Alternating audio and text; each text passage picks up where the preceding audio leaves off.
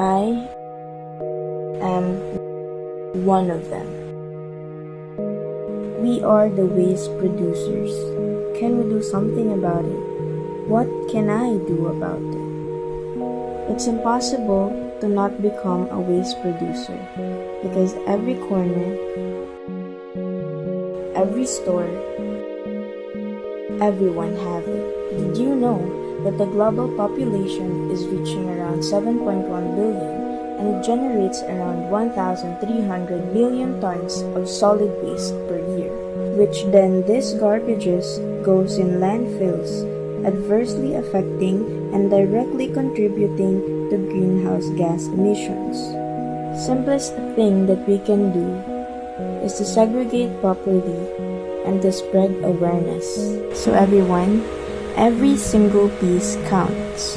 Let's think twice before you toss, because every bit makes a cost.